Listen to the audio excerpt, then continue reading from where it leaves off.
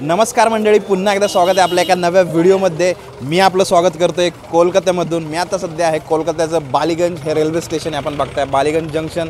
आणि कोलकात्याची ही पिवळी टॅक्सी बघा, शान आहे कोलकात्याची। तर आज आपल्याला जायचं आहे प्रवासाला, जो की आपल्याला आतापर्यंत समजला असेल थंबनेल टायटलवरून। हो मंडळी, आज आपण चाललो आहे भारत बांगलादेश बॉर्डर बघायला, तेही आपल्या ट्रेनने। इथून आतला जो प्रवास असणार आहे जवळजवळ 80 किलोमीटरचा प्रवास असणार आहे, कारण इथून बालीगंजपासून आपल्याला जायचं आहे सियालदाला।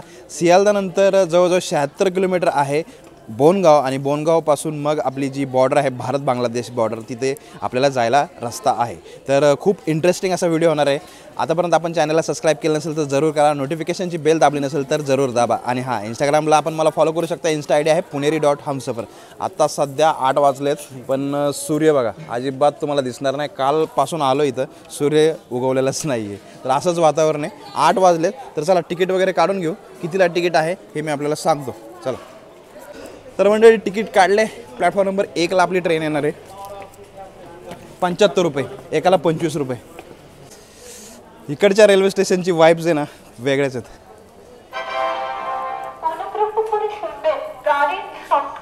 बंगालीमध्ये अनाउन्समेंट आहे का?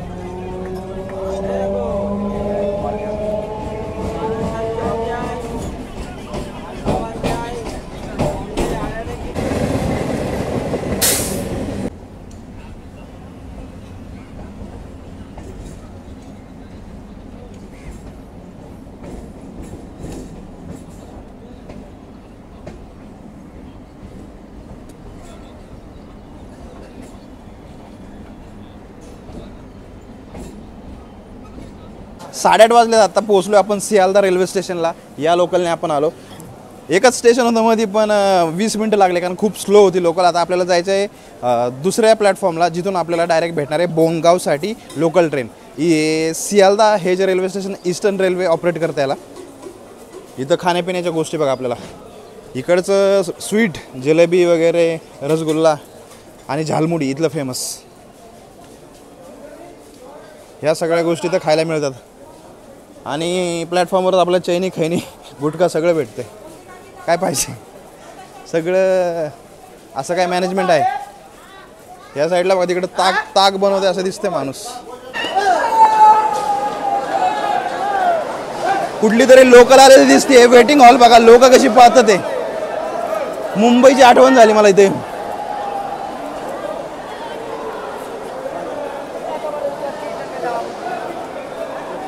पण स्टेशनचा जो हा वेटिंग हॉल आहे ना, डेव्हलप पाहिजे, तसा डेव्हलप नाही आहे। या साईडला ट्रेनची इन्फॉर्मेशन दिली आहे बांगलामध्ये। प्लॅटफॉर्म नंबर 7वर आपली बोनगाव लोकल आलेली आहे, आपण बघताय सियालदा बोनगाव लोकल। आता हिला जवळजवळ 2 तास लागणार आहेत आपल्या डेस्टिनेशनवर पोहोचायला बोनगावला। 76 किलोमीटरचं अंतर आहे बघा। ईस्टर्न रेल्वेज,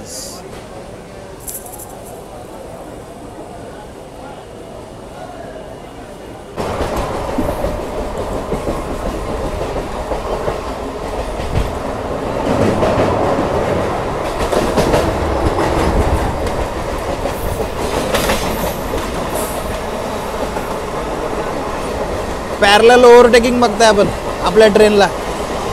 ही ट्रेन कशी करते,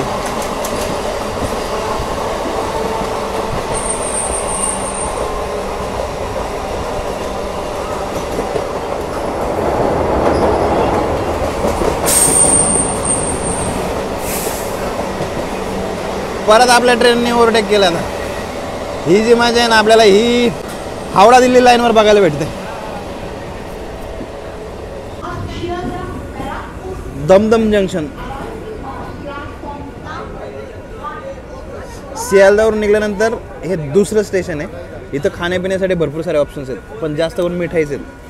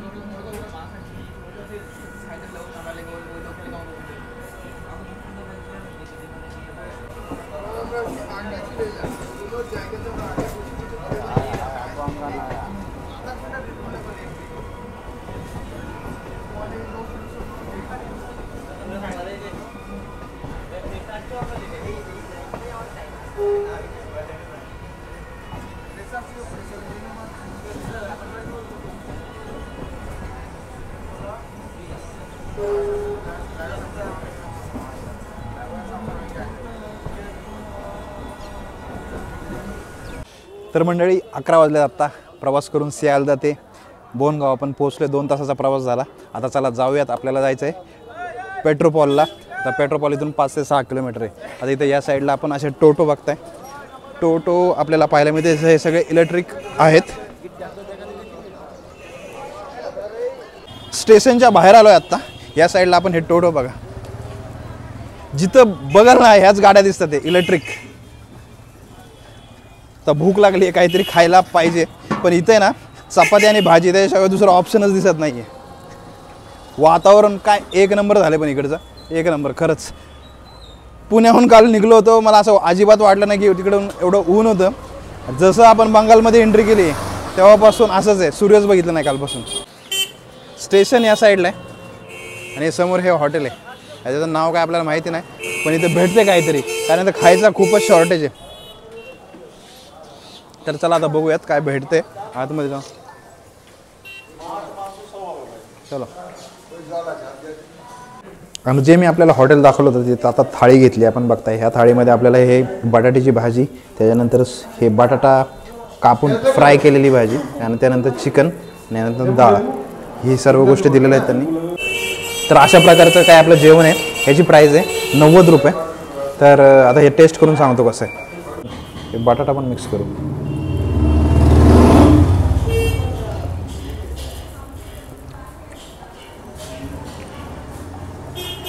गरमागरम जेवण आहे. टेस्ट तर चांगली आहे. चला आता हे संपूयात आणि ती टोटो पकडून मग आपल्याला जायचं आहे पेट्रोपॉल स्टेशनवर. तर चला आता फायनली जेवण झालं आपलं. जेवण मस्तच होतं. आणि हा टोटो आपण आता बुक केला आहे. बुक म्हणजे ऑनलाईन नाही, ऑफलाईन. 150 रुपयाला. इथून 6 किलोमीटर आहे पेट्रोपॉल.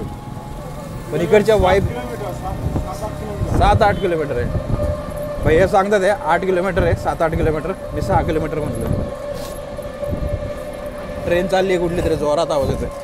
हीच ट्रेन, हीच ट्रेन आहे.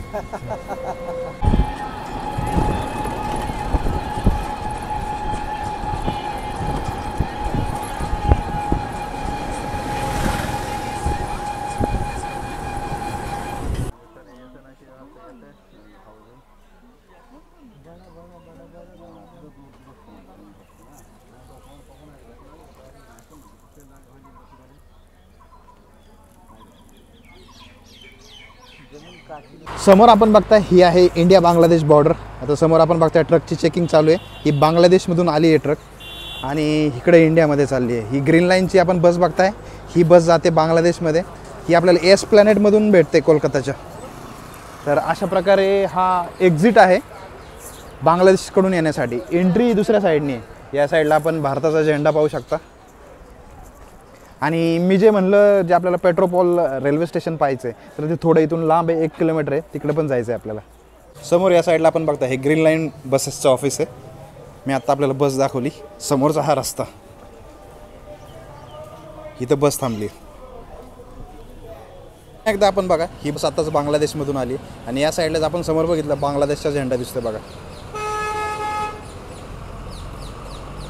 हा एंट्री पॉईंट आहे बांगलादेशकडून येणाऱ्या लोकांसाठी. ही समोरची आपण टोटो बघताय. या टोटोनीच आत्ता आपण आलो होतो.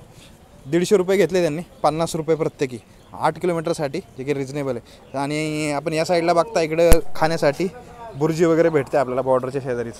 हा जो इंडिया बांगलादेशचा मुख्य रस्ता आहे याच्यामध्ये 90% वाहतूक ही आपण बघता ही मालवाहू होते. अशा प्रकारचे ट्रक्स आहेत. जिकडे बघाल तिकडे आपले हे ट्रक्स आहेत. या प्रकारची आंतरराष्ट्रीय वाहतूक या रस्त्याने केली जाते या बॉर्डरवरून. आणि इकडे एक युनिक प्रवासाचं साधन आपण बघताय, ही रिक्षा.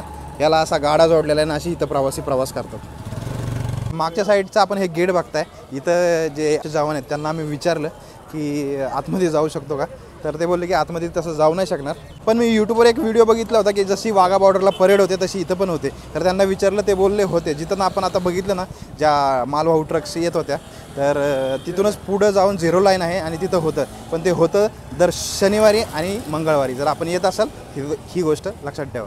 बॉर्डरपासून निघाल्यानंतर आता आपण चाललो आहे पेट्रोपॉल, जे रेल्वे स्टेशन आहे, शेवटचं रेल्वे स्टेशन इंडियामधलं. त्याच्यानंतर आहे बांगलादेश. तर समोर आपण बघताय बिल्डिंग आपल्याला दिसत असेल. इथपर्यंत येण्यासाठी आपल्याला टोटोनी घेतले 10 रुपये. तर जाऊयात आता. शेवटचं स्टेशन कसं आहे हे पण मी आपल्याला दाखवतो. पेट्रोपॉल बॉर्डर दाखवली आपल्याला, जी रोडची बॉर्डर होती. तर चला आता शेवटचं स्टेशन भारताचं हे दाखवण्यासाठी मी आपल्याला आलो आहे. ह्याच्या पुढे सरळ ट्रेन जाते बांगलादेशकडे. पेट्रोपॉल रेल्वे स्टेशन आपण पाहत आहे. इकडे हा रूट इंडियाकडे जातो आणि सरळ आपण या साईडला गेलं की आपल्याला लागेल बांगलादेश. बांगलादेशची खुलना म्हणून एक सिटी आहे, तिकडे हा रूट जातो. इथं आलं ना, खरं इंडियामध्ये असल्याची जी फिलिंग येते ना, प्राऊड फिलिंग, ती इथे येते. कारण की इथं समोर दिसतंय पेट्रोपॉल रेल्वे स्टेशनचा बोर्ड आणि त्याच्यानंतर काहीच मीटरवर आहे बांगलादेश बॉर्डर. आपण आपल्या भारताच्या शेवटच्या टोकावर आहोत हे इथून दिसते आणि प्राऊड फील होतं मित्रांनो. समोर आपण बघताय पेट्रोपॉल रेल्वे स्टेशनचा शेवटचा बोर्ड आणि याच्यानंतर 500 मीटरवरच आहे बांगलादेश बॉर्डर. हाच तो क्षण, हीच ती वेळ. हे बघण्यासाठी मी निघालो होतो सकाळी कोलकात्यावरून. मंडळी, समोर आपल्या पाहताय बांगलादेश बॉर्डर. ह्याच्या पलीकडेच 500 मीटरवर आपल्याला आहे बांगलादेश आणि इकडं आपला भारत देश.